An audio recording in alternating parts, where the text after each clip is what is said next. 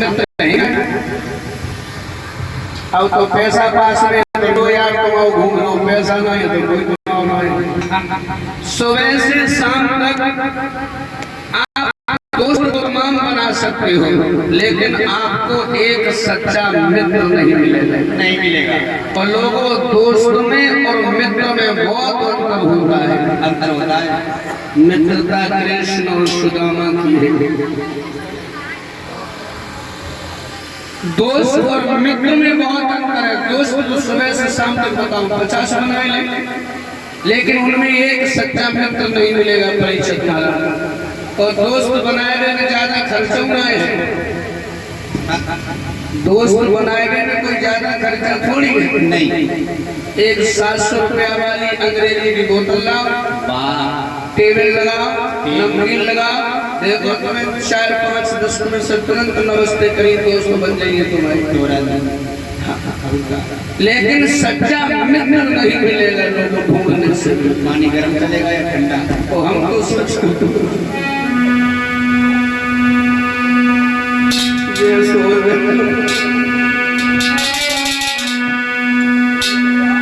कि दुश्मन सवेरे मंगल मतलबी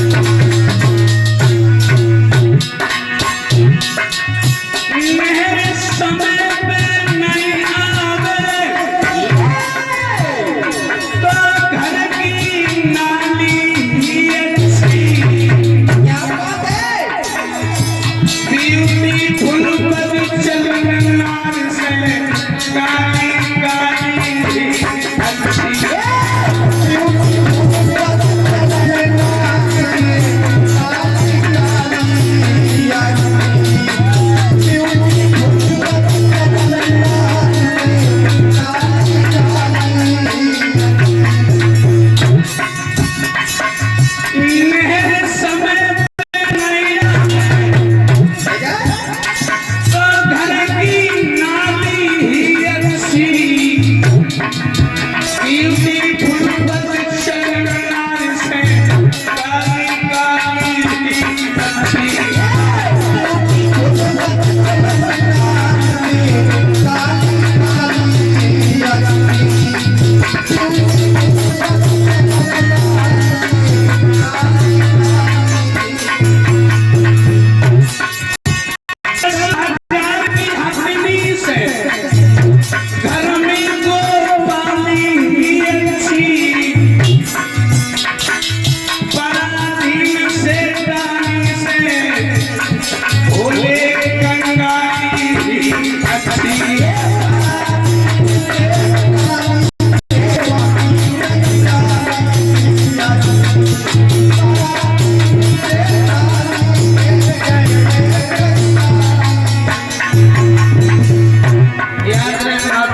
सिंहासन में आई हो, एक बात हमेशा अपने दिमाग में रखना, अपनों पिया चाहे निर्बल हो चाहे होवे बलहीना, हंसी खेल के समय बिताए मुंह करो मदीना।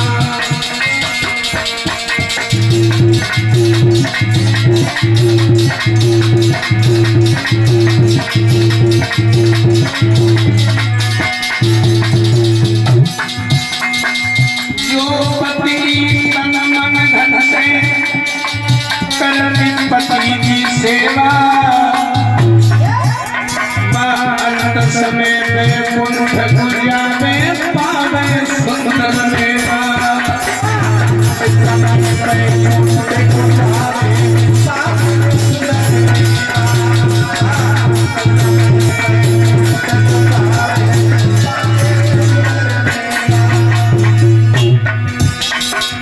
अपने पति को छोड़ी जो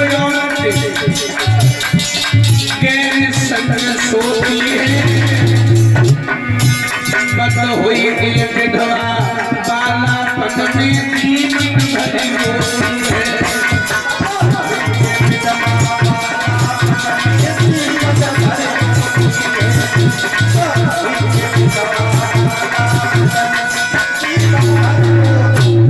याद रहे कहाँ महाराज नहुष इंद्र बन गए और इंद्राणी को अपना बनाने के चक्कर में महाराज को जो है सर्प बनना पड़ा।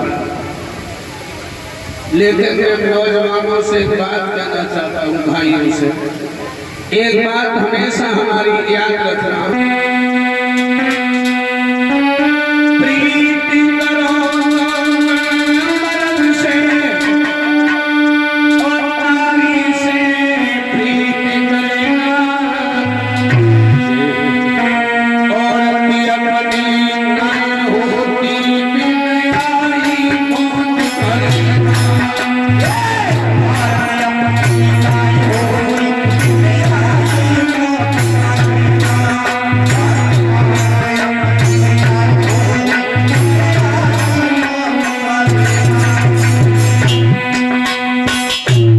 पत्नी की बात नहीं कर रहा हूँ, हाँ हमारा संकेत दूसरे स्त्री की तरफ है।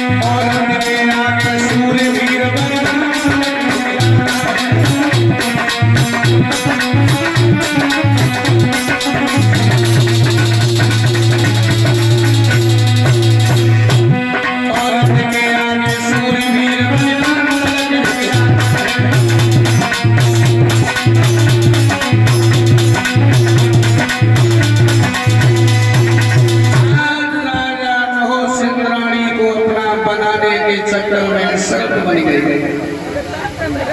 इन्हीं के पुत्र राजा याद हुए और यादी के पुत्र हुए यदु, जहां से यदुवंश चला है। इन्हीं यदु की 55वीं पीढ़ी पर मथुरा में राजा उग्रसेन हुए, जिनकी प्राण प्रिया रानी का नाम पवन रेखा है। कोई संतान नहीं है पवन रेखा, और दुखी है।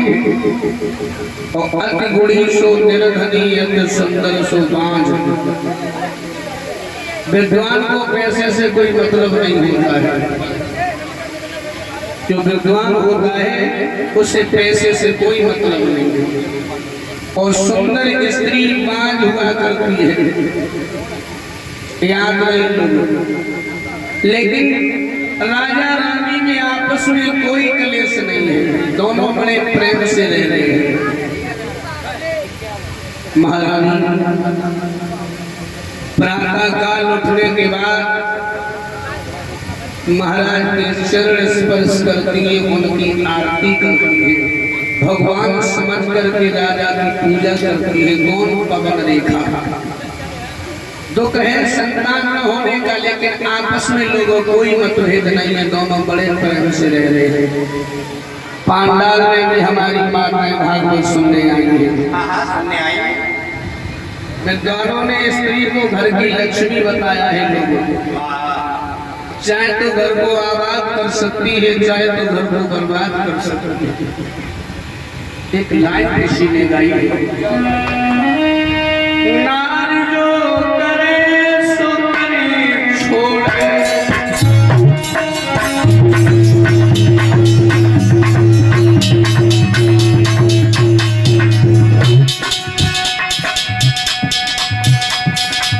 गरीब पति को अमीर बनाए दे, जो कर कर जोड़े। ना तो अमीर पति पे भी घमंडाए दे, भले भार फोड़ दे। नारी जो करे सो करे छोड़े।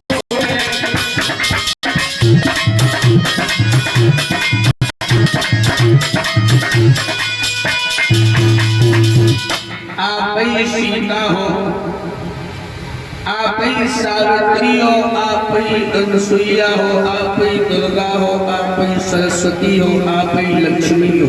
और का आप ही दुर्गा हो, आप ही काली हो, आप ही चंडिका हो। पांडाल में माता भागवत सुनने आई है।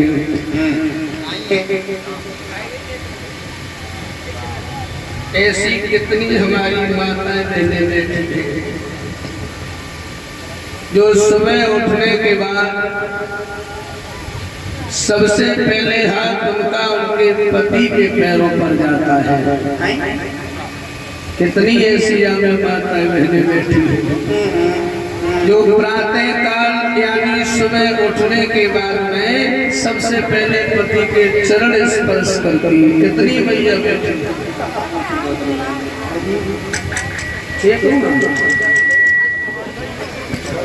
पहले तो 5-6 की बात करता तो वो इतनी भगा जाती है कि घोड़े ही काट निकल लेते। खैर छोटी तो है, लेकिन शर्म में हाथ ना उठाए। शर्म में ना उठाए, हाँ शर्म लगे। और कुल चक्कर में वही अगर वो झूठो हाथ उठाई ना तो देखो जौरिया में बैठे तो वो एक कान लगे ना छोटी बेइज्जती है। पति के चरणों में माताओं या कोई हंसने की बात नहीं है। पति के चरणों में स्त्री का स्वर्ग होता है। जिस प्रकार से माँ बाप के पैरों में लड़के के लिए स्वर्ग होता है, उसी प्रकार से पति के चरणों में स्वर्ग होता है। और जिस स्त्री का पति उससे खुश है तो उसे फिर देवताओं को और देवियों को खुश करने की कोई जरूरत नहीं है। वो सब देवियां देवता स्वयं प्रसन्न हो जाते हैं। और जिस स्त्री का पति दुखी है तो फिर वो चाहे कितने भी पूजा पाठ करने वाली क्यों न हो, कभी वो भगवान को किसी देवी या देवता को खुश नहीं कर पाएगी, याद रखना। नहीं कर पाएगी, क्योंकि स्त्री के लिए पति से बड़ा तो दुनिया में कोई है ही नहीं। माता अनसुईया ने अपने पतिव्रत धर्म के बल पर तीनों देवताओं को बालक बना दिया। सावित्री को देखो, सावित्री को देखो, अपने मरे हुए पति को यमराज के पास से छुड़वा लिया। इतनी ताकत होती है पतिव्रता स्त्री ने, पतिव्रत धर्म में मानव, याद रखना। इन्हें पहले खुश करिए, गीत गाया करो माताओं सुबह उठ करके, और का गीत गाया कर, जोर से बोल।